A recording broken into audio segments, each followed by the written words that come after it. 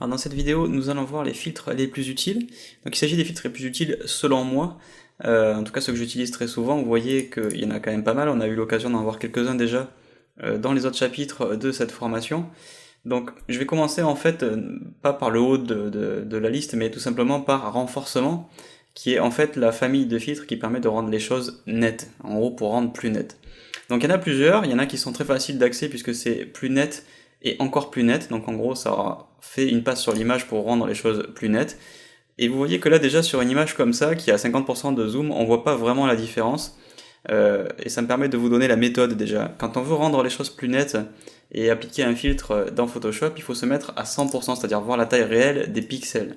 Et au-delà de ça, il faut appliquer cet effet à la taille où on va exporter l'image, parce que maintenant que j'ai fait un filtre pour rendre plus net, donc là on voit qu'il est super léger, et en l'occurrence sur une image de cette taille ça va pas faire grand chose. Si en plus derrière je vais par exemple dans fichier puis exportation et je vais mettre allez exporter zoom et que je vais publier cette image sur le net en réduisant la taille, les effets de mon accentuation seront invisibles.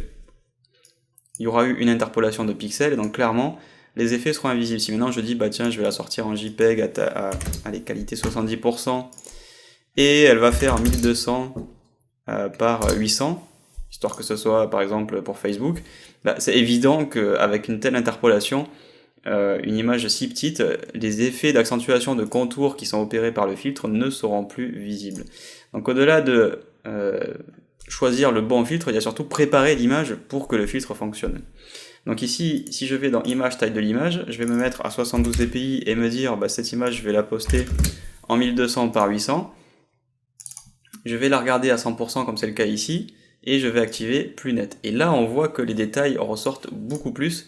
Vous pouvez zoomer encore un petit peu, même s'il faut juger l'image à 100%. Je vais zoomer pour les besoins du tuto parce que vous regardez peut-être pas cette vidéo en plein écran, mais on voit quand même clairement la différence au niveau des détails sur le quai et sur tous les éléments métalliques. Donc là clairement le plus net aura un effet.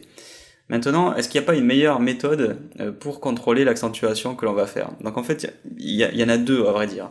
La première, ce serait d'aller dans filtre, renforcement, et puis ensuite accentuation, où là on a déjà un petit peu plus d'éléments à notre disposition, notamment la puissance du gain. Le rayon, c'est quelle épaisseur les contours de quelle épaisseur les contours vont être accentués au niveau du contraste. Donc si vous avez un élément clair à côté d'un élément foncé, cet élément va être accentué et selon une certaine épaisseur, et ça s'appelle le rayon. Et ensuite le seuil, c'est à partir de quel contraste, quelle différence de luminance on considère que deux pixels doivent être accentués. C'est-à-dire par exemple un pixel clair va devenir plus clair qu'un pixel foncé qui lui va devenir plus foncé. On va exacerber leur différence en quelque sorte. Donc pour définir si on l'applique sur ces deux pixels, l'accentuation, on met un seuil. Donc un seuil à 0, ça veut dire que tous les pixels sont accentués. Si on augmente ce seuil, on va avoir une différence de niveau qui va faire que certains vont rentrer dans l'accentuation, certains ne vont pas rentrer dans l'accentuation. Donc en gros, si on accentue le seuil, seuls les pixels qui ont vraiment un contraste important, de pixels côte à côte qui ont un contraste important, ceux-là vont bénéficier alors de l'accentuation de gain et selon un certain rayon. Voilà comment ça fonctionne ici. Et en fait, cette accentuation, elle correspond quand même pas mal à ce que l'on trouve dans filtre Camera Raw. Donc l'outil que l'on a dans Camera Raw pour accentuer les images, donc c'est le troisième onglet. Et on voit dans détail que l'on a le gain, le rayon, le détail et le masquage. Alors en gros, gain et rayon sont les mêmes que l'accentuation. Le masquage correspond au seuil, sauf que c'est pas tout à fait la même échelle. Et on a le détail qui lui par contre définit à quel point des pixels qui rentrent dans l'accentuation vont être exacerbés, vont être du coup détaillés. Et en gros, ça va moucheter un petit peu l'image puisque des pixels qui n'ont pas de grosses différences de luminance vont en avoir une et ensuite accentuer derrière. C'est pour ça qu'il y a un extra en fait. Maintenant, pour mieux y voir, ce qu'on peut faire, c'est appuyer sur Alt, voir dans masquage quelles sont en fait les zones sur lesquelles on va appliquer l'accentuation. Donc par exemple les zones les plus contrastées quand on va vers la droite. Ensuite le détail, je vous le disais, c'est à quel point les pixels vont rentrer dans ce qui est considéré comme des pixels comme étant accentués. Donc du coup ça va pas mal moucheter les choses sur des images. En gros ça peut faire ressortir du bruit accessoirement, donc il faut faire attention avec le détail. C'est plutôt à réserver à tout ce qui va être métallique et texturé, donc ici ça peut pas mal marcher. Pour tout ce qui va être organique, on va plutôt mettre du détail à 0. Le rayon, comme je vous l'ai dit, c'est donc l'épaisseur du contour. On voit ici vraiment l'effet de l'accentuation du rayon. et le gain c'est la puissance de l'algorithme. Et là on peut accentuer la netteté, donc là je suis à 218%, donc la qualité n'est pas géniale, mais si je me mets à 100%, on voit maintenant notre image telle qu'elle sera publiée.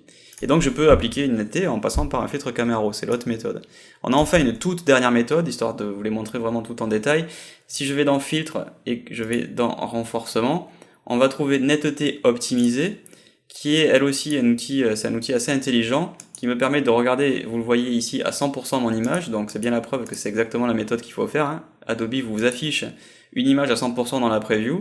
On va ici développer tout le réglage, donc on a encore gain, rayon, et on a la réduction du bruit pour éviter d'appliquer une accentuation sur une réduction du bruit, et on peut appliquer au passage un flou de l'objectif. Donc ici par exemple, si jamais j'ai bougé un petit peu parce que je n'avais pas de trépied, je peux corriger ce flou de l'objectif, ou un flou directionnel si jamais j'avais par exemple le train qui avait un motion blur, donc un flou de déplacement, mais en l'occurrence ici j'avais un shutter qui était assez court, et le train ne s'est pas vraiment beaucoup déplacé, puisqu'il était déjà quasiment à l'arrêt, donc j'ai pas non plus besoin de faire un flou directionnel, de supprimer le flou directionnel.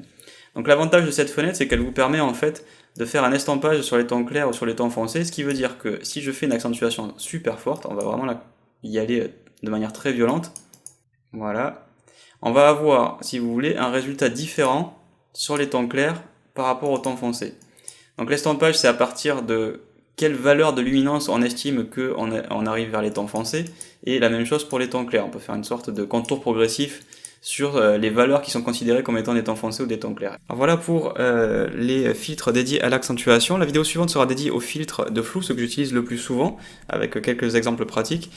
Tant qu'on est là dans l'accentuation, n'oubliez pas que dans cette formation, vous allez trouver une vidéo qui est dédiée aux galeries d'effets de flou, et aussi à le filtre Camera Raw, et qui est, comme on l'a vu d'ailleurs ici, très utile pour accentuer la netteté. Donc n'hésitez pas à aller voir aussi ces deux vidéos, quel que soit l'ordre, hein, vous le faites dans l'ordre dans lequel vous souhaitez, mais c'est des vidéos connexes qui parlent des mêmes notions, et de notions surtout qui vont bien ensemble quand on fait de la retouche photo. En général, il y a des endroits où on veut que ce soit flou, et des endroits où on veut que ce soit net. Donc vraiment, allez voir ces vidéos et mettez en pratique, puisque ça va vraiment améliorer pas mal de choses sur vos photos.